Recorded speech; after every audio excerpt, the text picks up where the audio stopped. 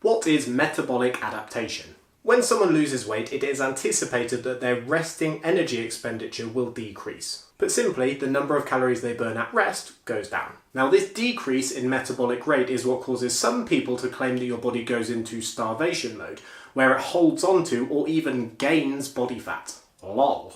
That is a very scary angle to put on this, so let's break it down in detail. A lighter version of you will require fewer calories to maintain weight than a heavier version of you.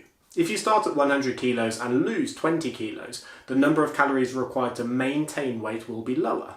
Metabolic adaptation, or adaptive thermogenesis, is what happens when changes to your metabolic rate exceed those based on predicted values alone. You start at 100 kilos, you lose 20 kilos, but your metabolic rate is more similar to someone who weighs 70 kilos. This bit here is metabolic adaptation. The big question is, to what degree does metabolic adaptation actually occur? Two commonly cited trials are the very extreme Minnesota Starvation Experiment and the Biggest Loser study. Changes in resting energy expenditure were near 600 and 650 calories per day respectively, which, when standardised for changes in body composition, equates to around 200 and 370 calories per day of metabolic adaptation.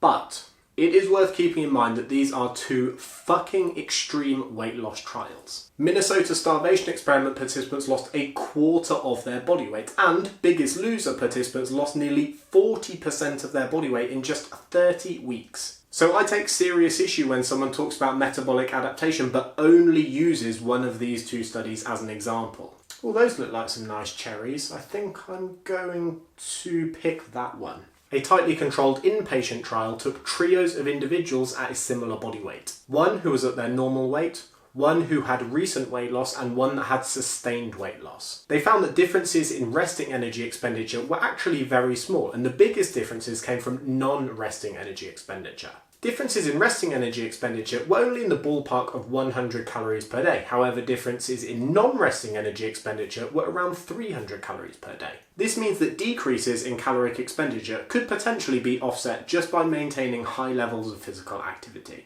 And one study has found that successful weight loss maintainers had significantly higher physical activity levels, suggesting that this might be a contributing factor to sustained weight loss success. On the flip side, persistent metabolic adaptation hasn't been seen in all research. One study concluded that, on average, weight loss maintainers didn't have significantly lower resting energy expenditure than predicted values. However, there was a large inter-individual variability ranging from -257 to +163 calories per day compared to predicted values. It proposed a correlation between maximum lifetime BMI and greater maximum weight loss, suggesting that metabolic adaptation might be most prominent in individuals who have lost a large amount of weight, which would perhaps go some of the way towards explaining the mysterious Biggest Loser results. To conclude, research on metabolic adaptation is mixed, and the magnitude of effect might be primarily dictated by behaviours, i.e. significant and rapid weight loss fueling greater changes in metabolic adaptation.